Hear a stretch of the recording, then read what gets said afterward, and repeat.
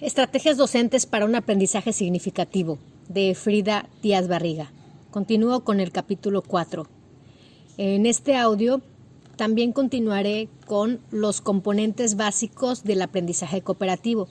El primer componente es la interdependencia positiva. El segundo componente es la interacción promocional cara a cara. El tercer componente es la responsabilidad y valoración personal. Y el cuarto componente con el que iniciaré este audio es habilidades interpersonales y de manejo de grupos pequeños. Debe enseñarse a los alumnos las habilidades sociales requeridas para lograr una colaboración de alto nivel y para estar motivados a emplearlas. En particular, debe enseñarse a los alumnos a conocerse y confiar unos en otros, comunicarse de manera precisa y sin ambigüedades, aceptarse y apoyarse unos a otros, resolver conflictos constructivamente. Nótese que en estas habilidades están implicados valores y actitudes muy importantes como la disposición al diálogo, la tolerancia, la empatía, la honestidad, el sentido de equidad y justicia en las relaciones con los demás, entre muchas otras. Es por ello que el aprendizaje cooperativo es reconocido como una de las opciones didácticas más apropiadas para la educación moral y cívica o aquella enfocada al desarrollo humano en sus diversas facetas, y se ha incorporado en prácticamente todas las propuestas educativas relacionadas con dichos ámbitos de formación. Aunque por otra parte, hay que reconocer que este es el aspecto más complejo y difícil de enseñar y evaluar. El profesor, además de enseñar la materia, tiene que promover una serie de prácticas interpersonales y grupales relativas a la conducción del grupo, los roles a desempeñar, la manera de resolver conflictos y tomar decisiones asertivas y las habilidades para entablar un diálogo verdadero. El quinto componente es el procesamiento en grupo. La participación en equipos de trabajo cooperativos requiere ser consciente, reflexivo y crítico respecto al proceso grupal en sí mismo. Los miembros del grupo necesitan reflexionar y discutir entre sí el hecho de si están alcanzando las metas trazadas y manteniendo relaciones interpersonales y de trabajo efectivas y apropiadas. La reflexión grupal puede ocurrir en diferentes momentos a lo largo del trabajo, no solo cuando se ha completado la tarea y necesita orientarse a cuestiones como identificar cuáles acciones y actitudes de los miembros son útiles, apropiadas, eficaces y cuáles no. Tomar decisiones acerca de qué acciones o actitudes deben continuar, incrementarse o cambiar. Entre otros beneficios, al conducir sesiones de procesamiento en grupo, permite que los estudiantes pasen al plano de la reflexión metacognitiva sobre sus procesos y productos de trabajo, a la par que es un excelente recurso para promover los valores y actitudes colaborativos buscados. En la figura 4.2 encontrará esquematizados los componentes antes descritos. El grupo de aprendizaje cooperativo tiene componentes básicos, que son interdependencia positiva, interacción promocional cara a cara, responsabilidad y valoración personal, habilidades interpersonales y procesamiento de grupo. También, a manera de síntesis, en el cuadro 4.4 se contrastan los rasgos esenciales del trabajo en grupo bajo las modalidades tradicional, agrupa estructuras individualistas y competitivas, y cooperativa. Debemos resaltar que la interacción con los compañeros de grupo permite a los estudiantes obtener beneficios que están fuera de su alcance cuando trabajan solos o cuando sus intercambios se restringen al contacto con el docente. En primer lugar, la interacción con los compañeros hace posible el aprendizaje de actitudes, valores, habilidades e información específica que el adulto es incapaz de proporcionarle al niño o al joven. Adicionalmente, la interacción con los compañeros proporciona apoyos, oportunidades y modelos para desarrollar conducta prosocial y autonomía. Por otra parte, es importante que tanto el docente como los miembros del grupo estén al tanto cuando no está funcionando adecuadamente una estructura de trabajo que pretende ser cooperativa. Algunos rasgos que indican cuando no se encuentran presentes un trabajo cooperativo adecuado y la interdependencia positiva se ofrecen a continuación. En tal caso, los alumnos Dejan al grupo impulsivamente. Platican de tópicos diferentes al trabajo. Realizan su propio trabajo mientras ignoran a sus compañeros. No comparten respuestas ni materiales. No corroboran si los demás han aprendido o no. El 4.4 muestra las diferencias entre trabajo en grupo cooperativo y tradicional.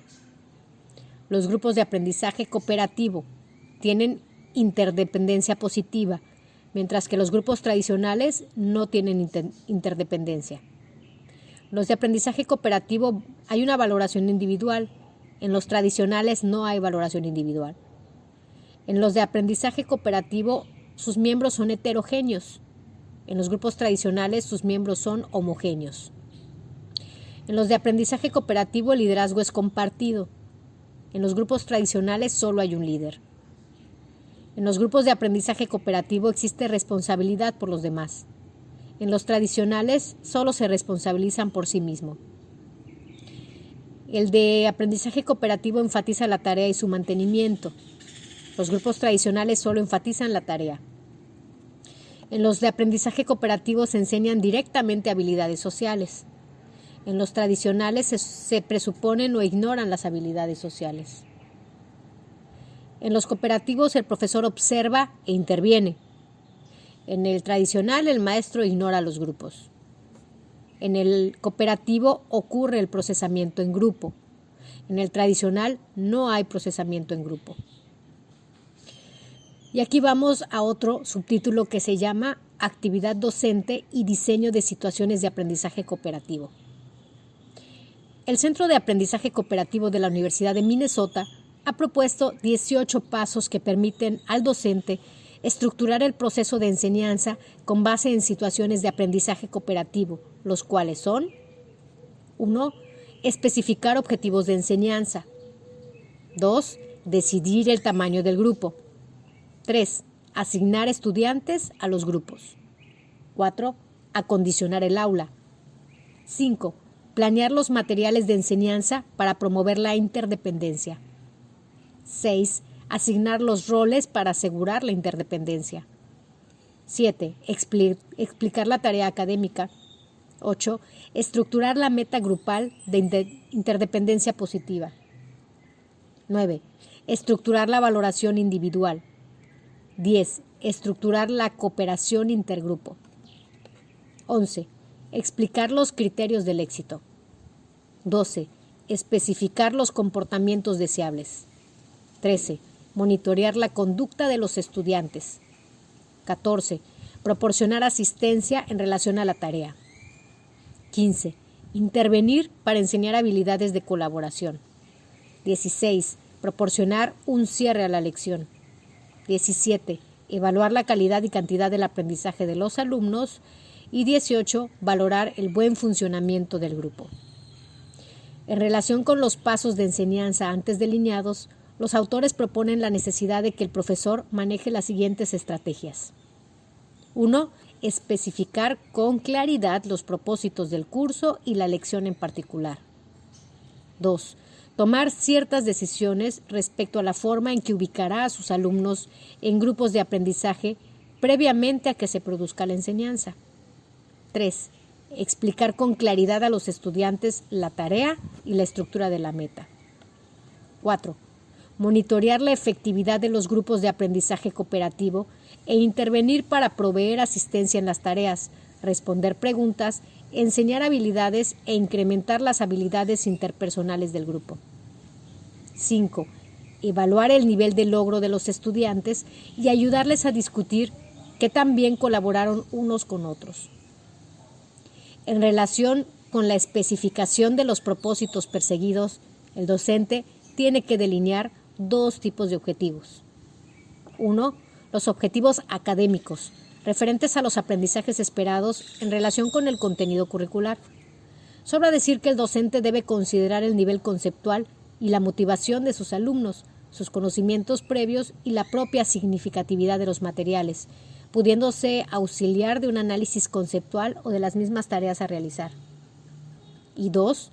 Los objetivos para el desarrollo de las habilidades de colaboración, donde deberá decidirse qué tipo de habilidades de cooperación se enfatizarán.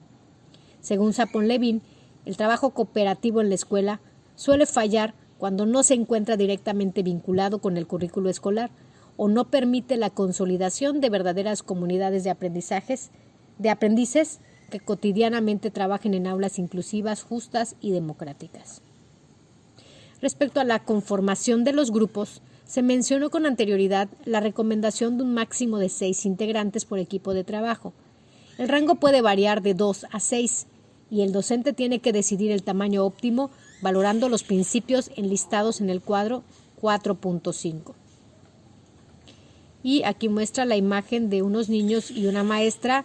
Los niños le dicen a la maestra: no pudimos terminar el trabajo en equipo porque la computadora tenía un virus y contagió todos nuestros lápices y plumas. Y vamos al cuadro 4.5. Principios para conformar un grupo de aprendizaje cooperativo. Conforme se incrementa el tamaño del grupo, el rango de habilidades, destrezas, experiencias, etc., aumenta el número de mentes disponibles para pensar y aprender. Cuanto mayor sea el grupo, los miembros más habilidosos deben dar oportunidad a cada participante para hablar, coordinar las acciones del grupo, alcanzar el consenso, mantener buenas relaciones de trabajo, etc. Los materiales disponibles o la naturaleza misma de la tarea pueden llegar a dictar el tamaño del grupo. Cuanto menor sea el tiempo disponible, resulta más apropiado que el tamaño del grupo sea más pequeño. Aunque en la conformación del grupo existen claras excepciones que el docente puede identificar según su criterio, por lo general se recomienda que los grupos de trabajo cooperativo sean heterogéneos, colocando alumnos de nivel alto, medio y bajo, en rendimiento académico u otro tipo de habilidades, dentro del mismo grupo. Un grupo heterogéneo también representa una buena opción para romper prejuicios y manejar conflictos de género, clase social, raza, etc., que pudieran aparecer en la clase, siempre y cuando se logre que la tolerancia y la convivencia igualitaria estén presentes. Y aquí viene el cuadro 4.6, beneficios de la conformación de grupos cooperativos heterogéneos. Más pensamiento elaborativo y reflexión. Aumento en la frecuencia para dar y recibir explicaciones y ayuda. Aumento en la adopción de perspectivas diversas y en la necesidad de fundamentar o argumentar las respuestas.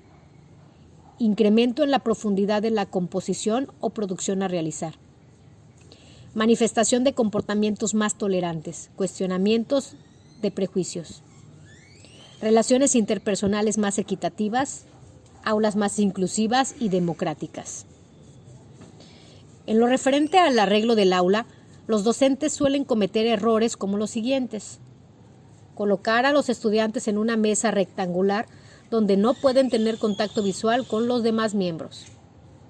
Acomodar a los alumnos en escritorios aparte, donde no pueden compartir los materiales de trabajo ni establecer un contacto personal sin interferir con los otros grupos. Acomodarse en círculos de trabajo por lo general es mejor. Por otro lado, en relación a los roles que desempeñan los integrantes del equipo, se sugiere el establecimiento de roles complementarios, interconectados y rotativos entre los miembros. Los más importantes son un compendiador.